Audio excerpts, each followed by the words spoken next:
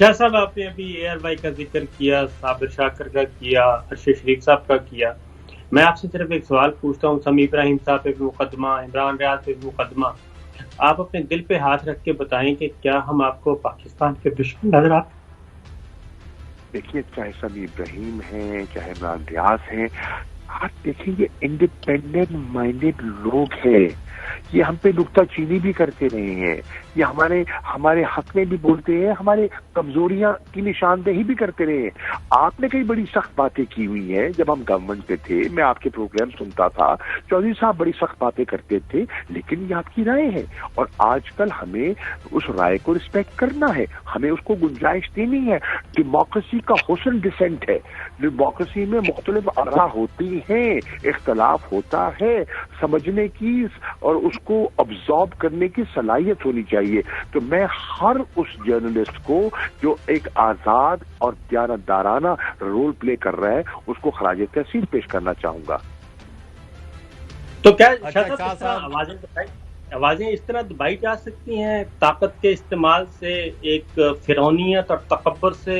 یہ سب کچھ کیا یہ تنقید کرنا، کرٹیسزم کرنا، یہ پاکستان کی دشمنی ہے؟ کسی آپ پالیسی پہ تنقید کر رہے ہیں، آپ اس کو پاکستان کا دشمن بنا دیں، اس کو پاکستان کا مخالف بیانیہ آپ کہہ دیں کہ جی پاکستان کا مخالف بیانیہ ہے، اور ایک ایسے شہر تلاش کریں مقدمات کے اندراج کے لیے کہ دور دراز تک. کیا یہ سب کچھ دنیا نہیں دیکھ رہی؟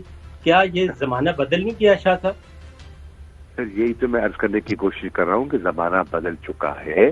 آپ سندھ کبھی میر پور خاص چلے جائیں، چاہے آپ حیدرآباد چلے جائیں، کہیں چلے جائیں، وہ زمانہ بدل گیا ہے. یہ پرانے ہتھ کنڈے ہیں جو ناکام ہو چکے ہیں، آج ان کا سہارا لیا جا رہا ہے کیونکہ وہ مینٹل گروو سے نکل ہی نہیں پائے. دیکھیے، یہ تو سچی بات ہے. جب عمران خان نے آغاز کیا تو یہ ہنسا کرتے تھے کہ اس کو تو سیاست کی البے نہیں آتی. جب تحریک انصاف جماعت بنائی ان نے تو کہا اس کی تو تانگے کی سواریاں پوری نہیں ہوتی.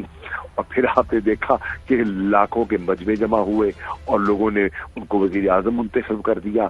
یکے بعد دیگر خیبر پختونخوا کے بعد وہ پنجاب میں گئے، پنجاب سے وہ مرکز میں گئے، آزاد کشمیر میں گئے، گلگت بلتستان میں گئے. اور میری آج بات سن لیں، شفاف انتخابات ہو جاتے ہیں تو سندھ میں بھی انشاءاللہ تحریک انصاف اپنا جھنڈا گاڑے گی. جی صاحب. اچھا شاہ صاحب جی، یہ جو حکومتیں ہیں، یہ جو پرچے شہر یہ گاؤں کروا رہے ہیں، صابر شاکر، ارشد شریف اور عمران ریاض اور سمیع ابراہیم اور جو باقی رہ گئے ان پر بھی کر لیں. وہ آڑ میں ایک تو آپ کی وساطت سے اور پوری قوم کے سامنے army chief general Qamar Javed Bajwa صاحب سے کہوں گا کہ یہ جو لوگ ہیں، یہ حکومت میں بیٹھے ہوئے افسر اور پولیس میں بیٹھے ہوئے ان کے لوگ پرچے یہ خود کرا رہے ہیں اور یہ کہہ رہے ہیں جی فوج کے کہنے پر ہم کر رہے ہیں.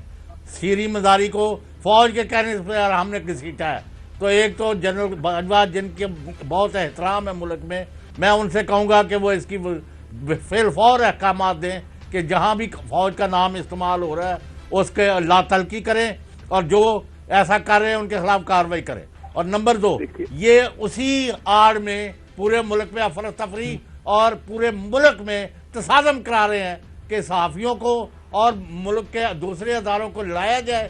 تو یہ آپ اس کا بھی کوئی نوٹس لے رہے ہیں کہ یہ ہو کیا رہا ہے؟ صاحب آپ نے دیکھا اور میں نے سنا کہ D G I S P R بارہا اپنے پریس کانفرنسز میں کہہ چکے ہیں کہ فوج کو سیاست میں مت گھسیٹو. ہمارا آئینی رول ہے اور ہم اپنا آئینی رول کے اندر رہنا چاہتے ہیں. جب وہ کہہ رہے ہیں تو درست کہہ رہے ہیں، تو وہ ایسا کیوں کر رہے ہیں؟ اور پھر میں نے خود کل ٹیلی ویژن پہ سنا شرین مزاری صاحبہ کا کلپ جس پہ انہوں نے واضح طور پر اس حکومت، نون لیگ کی حکومت اور رانا سونال پر انہوں نے الزام لگایا، جو کم از کم میں نے سنا تو یہ سنا. اچھا شاہ صاحب، عمران صاحب نے ایک اور بات بھی کی. انہوں نے سول سرونٹ سے بھی کہا، پاک فوج کی فیملی سے، پاک فوج کے جوانوں سے بھی کہا کہ وہ بھی آئیں، یہ پاکستان کی آواز ہے.